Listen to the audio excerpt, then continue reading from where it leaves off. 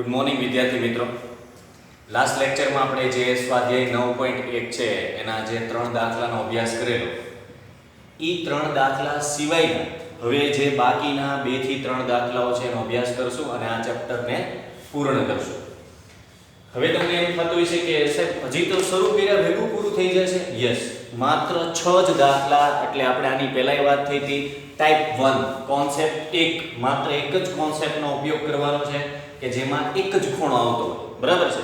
તો એવા 3 દાખલા જોયા હતા, 2 દાખલા જોયા હતા, સોરી. બાકીના જે દાખલા છે પ્રશ્ન નંબર 3, 4 અને 5 એ આપણે આજે આ લેક્ચરમાં શીખશું. ઓકે, એ પહેલા થોડુંક રેપિડ રિવિઝન કરી લઈએ કે આંખની પેરેલલ જોઈએ તો એને દ્રષ્ટિકિરણ કહેવાય. દ્રષ્ટિકિરણથી ઉપર તમે કોઈ વસ્તુ જોવો છો, દાખલા તરીકે મારી સામે પંખો હોય, તમે ઘરમાં ઊભા હોય તો તમારું દ્રષ્ટિકિરણ એકદમ તમારી આંખની પેરેલલ હોય અને તમારે પંખો જોવો છે તો દ્રષ્ટિકિરણ અને પંખાને જોવો છો એ કિરણ બે વચ્ચે શું બનશે? ઉચ્છેદ કોણ. બરાબર? તમારે માની લો કે લાદી જોવી છે તો પેરેલલ લાઈન છે, કિરણ છે એ, અને તમે લાદી જોવો છો એ કિરણ વચ્ચે જે ખૂણો બનશે એને શું કહેશો તમે? અવક્ષેપ કોણ. ત્યાર પછી આપણે કોષ્ટક જોયું, યાદ છે ને? તો કોષ્ટક તમને એમ થશે કે સાહેબ દરેક લેક્ચરમાં તમે એની વાત કેમ કરો છો અને દરેક વખતે એને કેમ રિપીટ કરી દો છો? એટલે રિપીટ કરી દઉં છું કે તમને જ્યારે ગમે ત્યારે પૂછે ત્યારે તમને કોષ્ટક બનાવવામાં કોઈ પણ પ્રકારનો વાંધો આવવો જોઈએ નહીં. બરાબર છે? તો ફટાફટ એકવાર તમારા માટે આખું કોષ્ટક લખી નાખું છું. જોજો. સૌથી પહેલા તો કે આપણે 0 ની વાત કરીએ છીએ એમાં, ત્યાર પછી 30 નો ખૂણો આવે, ત્યાર પછી તો કે 60 નો ખૂણો આવે. સોરી, 30 આપણે ચડતા ક્રમમાં લેશું એટલે 45, પછી 30 ના ડબલ 60 અને 60 ના ડબલ 90. વિધેય પણ આપણને ખબર છે, પહેલું sin θ આવશે, પછી cos θ આવશે, પછી tan θ આવશે, પછી cot θ આવશે, પછી sec θ આવશે અને લાસ્ટ વન cosec θ. બરાબર? તો આ રીતે કંઈક આપણે કોષ્ટક બનાવવાના છીએ અને તમને પહેલી લાઈન યાદ હોવી જોઈએ. લગભગ આ 5મી 6ઠી વખત આપણે લેક્ચરમાં કોષ્ટક બનાવી રહ્યા છીએ, તો હવે તો તમને મોઢે થઈ જવું જોઈએ. ઓકે, પહેલી લાઈન શું આવશે? પહેલી લાઈન આવશે 0 1/2 1/√2 0 1/2 1/√2 0 30 45 60 અને 90. સોરી, આપણે 0 થી સ્ટાર્ટ કરવાનું છે. એ કોલમ થઈ ગઈ અહીંયા લખતા છે. cosec θ ને થોડું પાછળ લઈ લઈએ અને અહીંયા યસ 0 ની લાઈન બાકી છે. ઓકે, ચલો. તો સૌથી પહેલા શું આવશે તો કે 0, પછી 1/2, પછી 1/√2, પછી √3/2 અને લાસ્ટમાં 1. ઊંધેથી લખી નાખો 1√3/2 1/√2 1/2 અને 0. ત્યાર પછી તો કે sin cos નો ભાગાકાર કરતા જાવ એટલે tan મળે. અહીંયા આવે 0, અહીંયા આવે 1/√3, અહીંયા આવે 1, અહીંયા આવે √3 અને અહીંયા આવે અવ્યખેય, કારણ કે કોઈ પણ સંખ્યાનો ભાગાકાર 0 વડે થાય નહીં. ત્યાર પછી એને પાછું ઊંધેથી લખી નાખો અવ્યખેય √3 1 1/√3 અને 0. sec એટલે કોનું ઊંધું કરવાનું તો કે cos નું. 1 નું વ્યસ્ત 1 થાય, આનું વ્યસ્ત થાય 2/√3 √2 2 અને 0 નું વ્યસ્ત ન થાય. ફરીવાર ઊંધેથી લખી નાખો અવ્યખેય 2 √2 2/√3 અને 1. તો આ થઈ ગયું આપણું સરસ મજાનું કોષ્ટક. બરાબર? તમારે તે તમારી એક્ઝામ શરૂ થાય, ટેસ્ટ શરૂ થાય, બોર્ડની પરીક્ષા શરૂ થાય એ પહેલા તમારે પેન્સિલથી આ આખું કોષ્ટક બનાવી નાખવાનું. જો તમારી ગ્રીપ હશે, ઝડપ હશે, દરેક લેક્ચરમાં તમે વ્યવસ્થિત જોયું હશે તો 1 મિનિટથી વધારે થશે નહીં. 1 જ મિનિટની અંદર આખું કોષ્ટક તમે તૈયાર કરી શકો. પણ શરત એટલી છે, તમારી પ્રેક્ટિસ હોવી જોઈએ અને ગ્રીપ હોવી જોઈએ. ચાલો, તો આપણે આપણો જે ક્વેશ્ચન છે એ સ્ટાર્ટ કરીએ છીએ. પ્રશ્ન નંબર 3 9.1. ઓકે, 9.1 માં જે પ્રશ્ન નંબર 3 છે એની રકમ જોઈએ આપણે. એક ઠેકેદારે બાળકોને રમવા માટે બગીચામાં 2 લપસ્યા મૂકેલા છે. બરાબર છે? એક 5 વર્ષથી ઓછી ઉંમરના બાળકો હોય તો લપસ્યાની ઊંચાઈ 1.5 મીટર છે. કેટલી છે? 1.5 મીટર. અને લપસ્યું છે એ જમીન સાથે 30 નો ખૂણો બનાવશે અને 5 વર્ષથી મોટા બાળકો હોય તો સ્વાભાવિક વાત છે ને એવડું લપસ્યું મજા ન આવે અને થોડીક આમ હાઈટ વધારે હોય તો મજા આવે. એટલે બીજું જે લપસ્યું છે એની ઊંચાઈ છે 3 મીટર અને એ જમીન સાથે 60 નો ખૂણો બનાવે છે. તો બંને પરિસ્થિતિમાં તમારે લપસણી જે લપસ્યું છે એની તમારે લંબાઈ શોધવાની છે. તો કઈ રીતે કરશું જોઈએ આપણે. સૌથી પહેલા વાત કરીએ 5 વર્ષથી ઓછી ઉંમરના બાળકો માટે છે. 5 વર્ષથી ઓછી ઉંમરના બાળકો માટે જે છે તો 5 વર્ષથી ઓછી ઉંમરના બાળકો માટે જે બનાવેલું છે એમાં આ છે લપસ્યું, એને આપણે નામ આપી દઈએ A B C. અહીંયા 90 નો ખૂણો બનશે. હવે તમને જે 1.5 મીટર હાઈટ આપેલી છે એમાં ક્યાંય મિસ્ટેક ન થાય યાદ રાખજો. લપસણીની ઊંચાઈ તો તમારે ગોતવાની છે એટલે સ્વાભાવિક વાત થયું કે 1.5 મીટર છે આ બાજુ છે તો અહીંયા આવશે 1.5 મીટર. બરાબર છે, જે એને સીધો ઢાળ એવું કીધું છે, સીધો ઢાળ. તો તમારે લપસ્યું છે જમીન સાથે યાદ રાખજો, જમીન અહીંયા છે એની સાથે 30 નો ખૂણો બનાવે છે. આટલી વિગત આપણી પાસે છે. આની પહેલાના દાખલામાં પણ જોઈ ગયા આપણે કે વિધેય તમે કઈ રીતે નક્કી કરશો તો કે ખૂણાની સામેની બાજુ આપેલી છે ને તમારે કર્ણ શોધવાનો છે. એટલે સામેની બાજુ છેદમાં કર્ણ આવતું હોય એવું સૂત્ર લેવાનું. બે ઓપ્શન છે, sin θ અથવા તો cosec θ. ચલો પહેલા આની બધી વિગત લખી લઈએ. ધારો કે AC લપસણીની લંબાઈ છે, AB લપસણીની ઊંચાઈ છે. બરાબર, આપણી પાસે AB નું માપ આપેલું છે 1.5 મીટર. આપણે ખૂણો પણ આપેલો છે, માપ ખૂણો ACB બરાબર 30.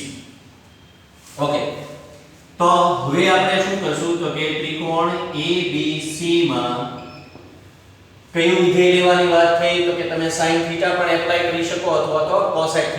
શું કામ તો કે ખૂણાની સામેની બાજુ આપેલી છે અને કર્ણ આપણે શોધવું છે. તો sin θ બરાબર શું થાય સામેની બાજુ છેદમાં કર્ણ. ઓકે, આપણી પાસે θ કેટલો છે તો કે 30. AB નું માપ કેટલું છે તો કે 1.5 મીટર છેદમાં AC. સોરી, અહીંયા મીટર લખવાની જરૂર નથી, ત્યાં ખાલી 1.5 લખો. તો sin 30 ની વેલ્યુ તમે જોશો કોષ્ટકમાં તો આવશે 1/2 બરાબર 1.5 છેદમાં AC. ક્રોસ ગુણી નાખો એટલે AC બરાબર AC ગુણ્યા 1 એટલે AC અને 1.5 ના ડબલ શું થાય તો કે 3. તો આ પહેલો જવાબ આવી ગયો. AC બરાબર એટલે કે જે 1.5 મીટર જેની ઊંચાઈ છે અને જે 5 વર્ષથી નીચેના બાળકો છે એના માટે 3 મીટર લંબાઈની લપસણી એટલે કે લપસ્યું રાખેલું છે. હવે આપણે બીજી વાત કેવી કરવાની છે તો કે જેની ઉંમર 5 વર્ષથી ઓછી છે, જેની ઉંમર 5 વર્ષથી ઓછી છે, વધુ છે, તો 5 વર્ષથી વધુ ઉંમરના બાળકો માટે, તો જેની ઉંમર 5 વર્ષથી વધુ છે એમાં શું થશે તો કે એમાં એની હાઈટ વધી જશે, ડબલ થઈ જશે સીધું. 1.5 મીટર છે એની જગ્યાએ 3 મીટર થઈ જશે અને ખૂણો 30 નો બને છે એની જગ્યાએ ખૂણો બની જશે 60 નો. એટલે કે અહીંયા ખૂણો બનશે 60 નો અને આ હાઈટ એને હવે કીધી છે 3 મીટર. બધું ડબલ થઈ ગયું છે તો આન્સર એ ડબલ આવશે. જોઈએ આપણે ડબલ આવે છે કે નથી આવતું.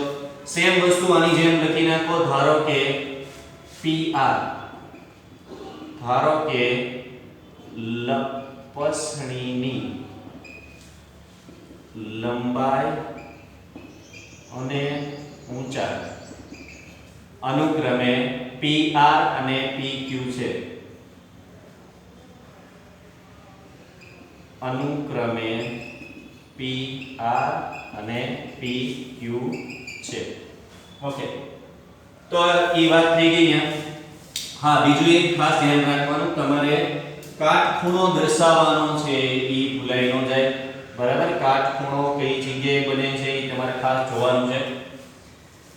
પછી એમાંથી જેનું માપ આપેલું છે આપણે લખી નાખશું PQ બરાબર તો કે 6 મીટર અને ખૂણો ક્યાં બને છે PRQ એટલે કે માપ ખૂણો PRQ બરાબર 60 ડિગ્રી. તો ત્રિકોણ PQR માં અહીંયા એક જ વસ્તુ છે, ખૂણાની સામેની બાજુ આપેલી છે અને કર્ણ ગોતવાનો છે.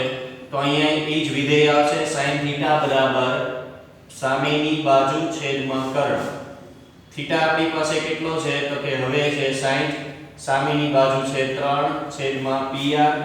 sin 60 ની વેલ્યુ કેટલી છે તો કે sin 60 ની વેલ્યુ થાય √3 ના છેદમાં 2 3 ના છેદમાં PR. ક્રોસ ગુણાકાર કરો તો √3 ગુણ્યા PR બરાબર 6. તો PR બરાબર 6 ના છેદમાં √3.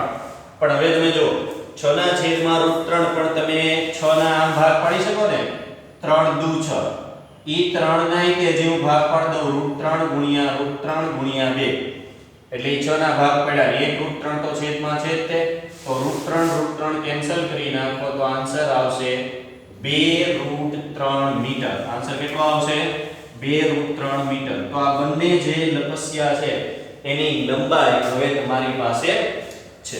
ઓકે, તો આવા બહુ એક જ ખૂણા જેમાં બનતો હોય, એક જ ખૂણો બનતો હોય, એક જ ખૂણાવાળા તમારા દાખલા ગણવાના છે, બીજું કાંઈ જાજુ વર્ક કરવાનું નથી. નેક્સ્ટ ક્વેશ્ચન તરફ જઈએ આપણે. હવે પછીનો આપણો ચોથો સવાલ છે, પાયાથી એક ટાવર છે, એના પાયાથી 30 મીટર દૂર વયું જવાનું અને ત્યાંથી ટાવરની ટોચનો ઉચ્છેદ કોણ જોવાનો. ટાવરની ટોચ જોવાની અને એ ટોચ જોવાથી જે ઉચ્છેદ કોણ બને એ પણ 30 છે. તો ટાવરની ઊંચાઈ શોધો. સૌથી પહેલા આપણે આકૃતિ બનાવવાનો પ્રયત્ન કરીએ. શું કરજો તો કે હવે પછીનો જે આપણો પ્રશ્ન છે પ્રશ્ન નંબર 4, એમાં માની લો કે અહીંયા એક ટાવર છે બરાબર. એ ટાવર થી 30 મીટર દૂર જવાનું છે. કેટલું 30. એટલે આ જે છે 30 મીટર દૂર એ આ બિંદુ થશે 30 મીટર. અહીંયાથી અહીંયા સુધી મિસ ધારા મિસ અહીંયાથી અહીંયા સુધી જે જાવ ઈ બિંદુ કેટલું દૂર છે તો કે 30 મીટર. એટલે કે અહીંયા હવે હું નામ આપી દઉં A B and C. અને અહીંયાથી જોજો આ જે બિંદુ છે ત્યાંથી ટાવરની ટોચ જો પછી જે ખૂણો બને છે ઈ ખૂણાનું માપ પણ કેટલું છે તો કે 30 છે. એટલે ફરીવાર અહીંયા ટાવર છે એનથી તમે 30 મીટર દૂર વ્યા જાઓ, ત્યાંથી ટાવરની ટોચ જોવો તો સ્વાભાવિક વાત છે આનું દ્રષ્ટિકિરણ થયું અને આમ જોવે એટલે ઉપર જોવે છે એટલે શું બનશે ઉચ્છેદ કોણ અને ઈ પણ કેટલાનો બને છે 30 નો. તો પ્રશ્ન શું છે ટાવરની ઊંચાઈ એટલે કે તમારે AB શોધવાનું છે. ચાલો લખીએ પહેલા. ધારો કે AB ટાવરની ઊંચાઈ છે અને BC તળિયાથી દૂર આવેલા બિંદુનું અંતર છે.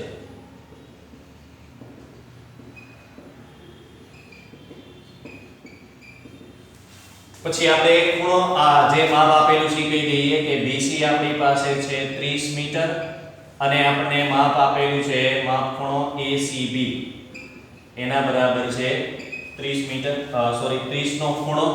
ડિસ્ટન્સ એ 30 મીટર છે અને ખૂણો એ 30 નો જ બને છે. ઓકે, હવે જો કયા ત્રિકોણની વાત કરીએ છીએ તો કે ત્રિકોણ ABC માં અને કાટખૂણો ક્યાં બનશે તો કે ટાવર છે એ જમીનને શિરોલંબ સ્થિતિમાં ઊભો છે એટલે ખૂણો અહીંયા બનવો જોઈએ. અહીંયા 90 નો ખૂણો બને છે. ઓકે, હવે આપણે અહીંયા જે વસ્તુ બાકી છે એ શું છે વિધેય. તમે વિધેય શું લેશો તો કે વિધેયમાં એવું છે કે તમે ખૂણાની સામેની બાજુ તમારે ગોતવી છે અને પાસેની બાજુ આપેલી છે. તો તમારી પાસે બે ઓપ્શન છે tan θ or cot θ. કા તમે tan θ એપ્લાય કરો કાં તો cot θ એપ્લાય કરો. ચાલો તો આપણે tan θ એપ્લાય કરીએ. તો tan θ બરાબર શું થાય સામેની બાજુ છેદમાં પાસેની બાજુ. θ આપણી પાસે કેટલો છે તો કે 30 નો.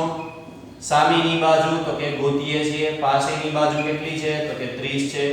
tan 30 તમે કોષ્ટકમાં જુઓ તો જોવા મળશે 1/√3 AB ના છેદમાં 30. આ 30 ને ઉપર જવા દો એટલે 30/√3 બરાબર AB. તો હવે હમણાં કીધું તો એમ તમે ભાગ પાડો 30 ના તો 10 તેરી 30 થાય. પણ ઈ 3 નાય તે તમે પાછા ભાગ પાડી દો. 3 ના ભાગ શું પડે તો કે સાહેબ 3 ના થોડા ભાગ પડે. 3 તો અવિભાજ્ય સંખ્યા છે. પણ √3 ગુણ્યા √3 તમે કરી શકો ને. બસ તો ઈ √3 હવે કેન્સલ કરી નાખો તો 10√3 મીટર છે.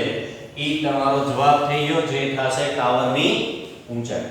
ઓકે, તો આ ચોથો પ્રશ્ન હતો. પાંચમો પ્રશ્ન છે ઈ હવે જે તહેવાર આવવાનો છે ડિસેમ્બર પછી ના મહિનામાં કયો તહેવાર આવે? જાન્યુઆરીમાં મસ્ત મજાનો તેથી બધા આખો દી અગાસી ઉપર જ હોય. યસ, ઉત્તરાયણ. કયો તહેવાર આવે? ઉત્તરાયણ. તો એનો એક દાખલો જોઈએ આપણે પતંગ વાળો. શું કહે છે જોઈએ આપણે પાંચમો પ્રશ્ન. ચાલો તમે ટેક્સ્ટ બુકમાં હરવાર જોતા જજો. અને આ આપણો લાસ્ટ ક્વેશ્ચન છે ટાઈપ 1 નો. અને ટાઈપ 1 પછી તમને ખબર છે કે જે 30% સિલેબસ લેસ થઈ ગયો છે એ પ્રમાણે કાંઈ ગણવાનું રહેતું નથી. એટલે તમે આમ જુઓ ને તો લગભગ આપણો કોર્સ તો 80% તો બધા આખા ચેપ્ટર જ હાલી ગયા. બરાબર છે?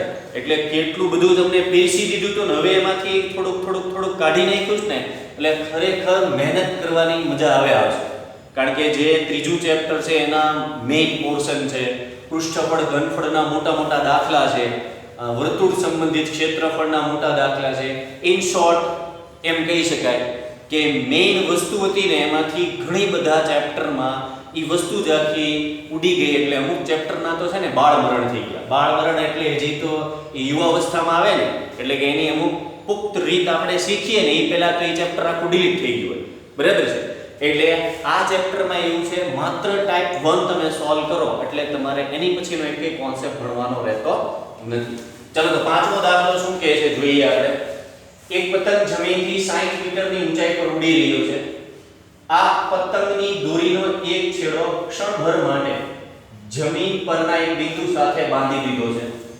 હવે તમને ખબર છે કે ભાઈ તમે પતંગ ચગાવો તો કે સીધો ચગવા માંડે એમ એકદમ સ્ટ્રેટ હાઈટમાં નહીં. તમે પતંગ ચગાવો તો આમ તમારે સીધો માથા ઉપર ચગે નહીં. એવી રીતનો છે. પતંગ કેવી રીતે ચગે તમને ખબર જ છે. પતંગ આમ ચગે. બરાબર? આમ સ્લાન્ટ હાઈટમાં એટલે કે ત્રાસી ઊંચાઈમાં પતંગ આગળ જાય. તો આપણે અહીંયા જોઈએ કે શું કરવાનું છે. તો કે અહીંથી માની લો કે પતંગની દોરી છે અહીંયા ક્યાંક બાંધી દે અને અહીંયા પતંગ ચગતો હોય. બરાબર છે? અહીંયા પતંગ ચગે છે અને એને એમ કીધું છે કે પતંગની હાઈટ કેટલી છે? 60 મીટરની ઊંચાઈએ પતંગ ઉડી રહ્યો છે. એટલે આ એની સ્ટ્રેટ હાઈટ થઈ જે છે 60 મીટર. 60 મીટરની ઊંચાઈએ ઉડી રહ્યો છે. બરાબર છે? ઓકે, તો શું પણ 60 મીટરની ઊંચાઈએ ઈ ઉડે છે તો શું કહે છે આગળ? આ સ્થિતિમાં દોરીનો જમીન સાથેનો ખૂણો 60 નો છે. એટલે કે આ દોરી છે અને જમીન અહીંયા હોય. બરાબર ને? 60 નો ખૂણો બનાવે છે. જો દોરીમાં કોઈ ઢીલ નથી તેમ માની લો તો દોરીની લંબાઈ શોધો. એટલે તમારે આ વસ્તુ શોધવાની છે. નામ આપી દઈએ A B ને C. હવે ઘણાને એમ થશે કે સાહેબ દોરીમાં ઢીલ નથી દીધી તો આ પતંગ આટલો બધો ઉપર કેમ ગયો? જો અહીંયા મિસઅન્ડરસ્ટેન્ડિંગ ન થાય.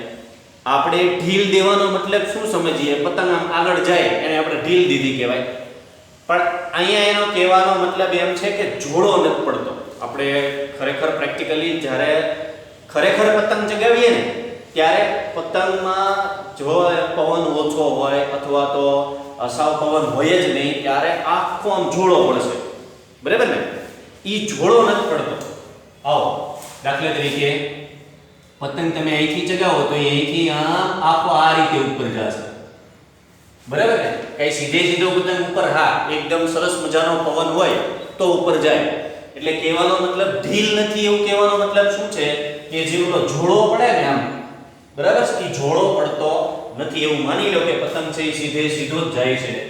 તો એ કાટખૂણો અહીંયા બનાવશે.